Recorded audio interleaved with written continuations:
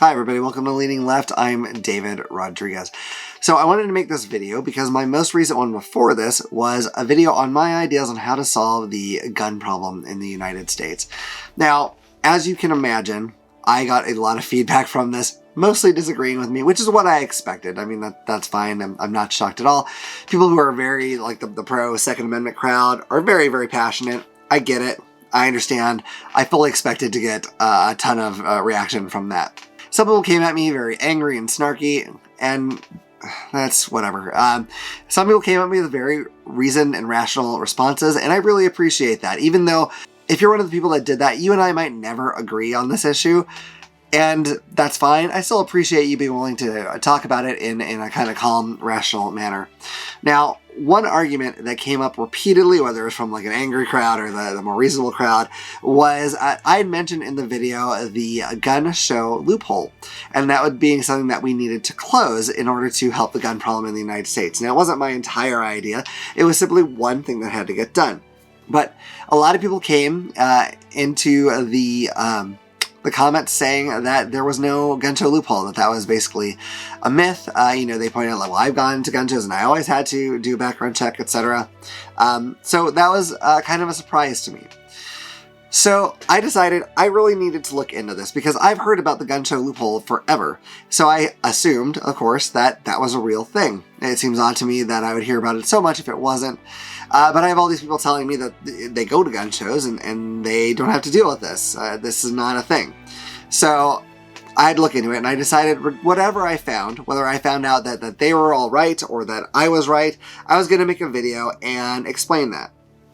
So here's what I found, is the people who came and said that are partially right. I mean, if you want to get really technical, they're sort of 44% right.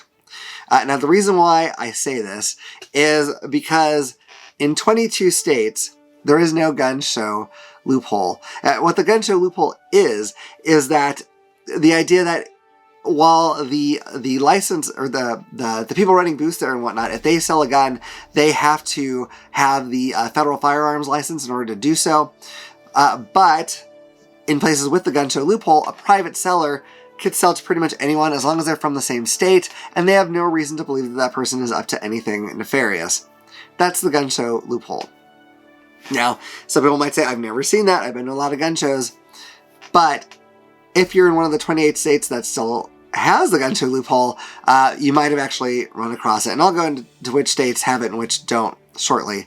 Now, when I was looking this up, the first place I saw, of course, like it is when you look up almost anything, was Wikipedia. Now, I know Wikipedia is a site where anyone can write pretty much anything they want to. The amount of times that Morgan Freeman has died on Wikipedia is frankly staggering. So I understand that is not necessarily the most reliable source of information. It does have some good information about the specific states. It mentioned that gun show loophole would be closed in July of this year, but it didn't explain any further, and I can't find reference to that anywhere else. So if one of you knows about that, please let me know. I'd be really curious to hear about it. So I went looking a little further, and one thing I found was a congressional bill. It's Congressional Bill H.R. 1006. This was put forward by Carolyn Maloney. I believe it was 2021. And this was to close the gun show loophole. Now you can go onto Congress's website and look it up and read all the details. It's quite long. I mean, not absurdly so, but it's pretty long, so I'm not going to try to break it all down here. But essentially, they were trying to stop this from happening. Although I did find reference to that bill basically being dead as of earlier this year. So they weren't successful in that. I don't know if that's what Wikipedia was talking about. It just hasn't been updated. No idea. Regardless, a bill was put forward to close this thing, and I understand that people can put bills forward to do nothing or do other kind of acts in Congress that don't actually do anything, like this one committee against the weaponization of the U.S. justice system, which is not a thing. You could do that in Congress.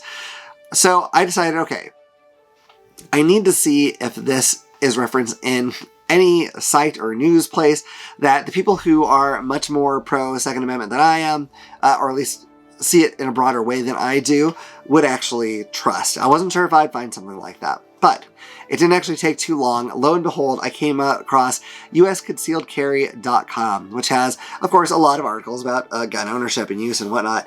And their specific definition goes into it. They actually only credit, I believe, it was 17 states with having closed the gun show loophole.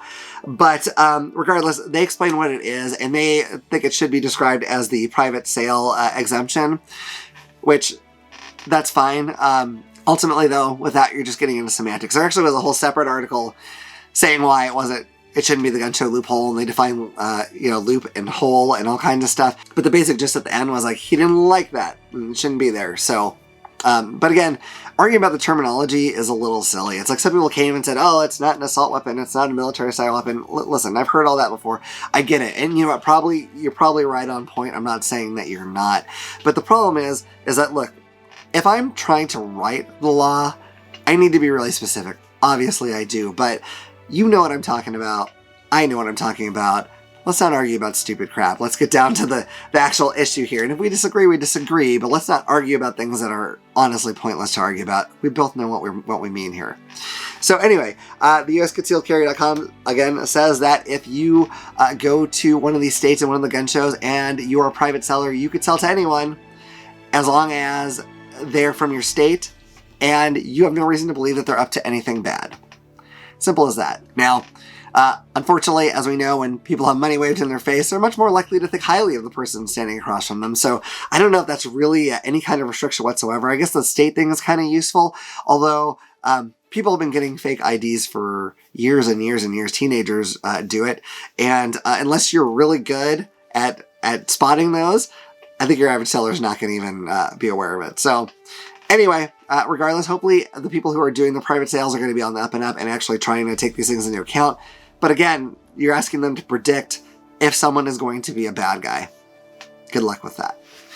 So let me tell you the 22 different places where there is actually a closure of the gun show loophole. Now, there are different degrees of, the type of gun and what exactly they require. Sometimes it's a state permit, sometimes it's the federal firearms license, sometimes it's just handguns, sometimes it could be any gun at all. But let me go ahead and read you the states. Lists are boring, I apologize, but you might want to listen for your state on this list if you're one of the people who said that, like, you've never heard of someone not having a background check in your state. So, they are California, Colorado, Connecticut, Delaware, DC, Nevada, New Jersey, New Mexico, New York, Maryland, Oregon, Rhode Island, Vermont, Virginia, Washington, Hawaii, Illinois, Massachusetts, Pennsylvania, Michigan, Nebraska, and North Carolina. All of those have some closure of the gun show loophole, but everywhere else, it still exists. So we do need to close that. And if I had been entirely wrong and the gun show loophole was closed, or didn't exist, it actually doesn't really invalidate my previous video anyway. It just means there's one less thing we have to do. I still stand by everything I said in that video, but I wanted to clear this up for people who maybe thought that there was no gun show loophole, or for people who know someone who says that, and this way they have something to say back to them to explain it. I wasn't aware of this either. I didn't know the specifics, so I'm really glad I had a chance to look this up because it helps me understand this better. And hopefully it'll help you as well. If you are someone who doesn't like the idea that you just could size up somebody to decide if they're good or bad and sell them a gun, maybe you could advocate for that too. Even if you like guns, you don't want them falling into the wrong hands either. This is a minor thing, but it's something that we need to work on nationwide.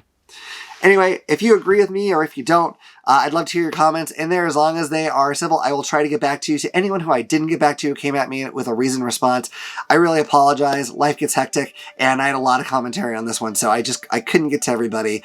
But I appreciate that you took the time. If you did, that's great, whether you were on my side or not. Fantastic. But let me know in the comments what you think of this. If you have any ideas how to stop the gun violence problem in the United States, if you have any ideas on the best way to close the gun show loophole.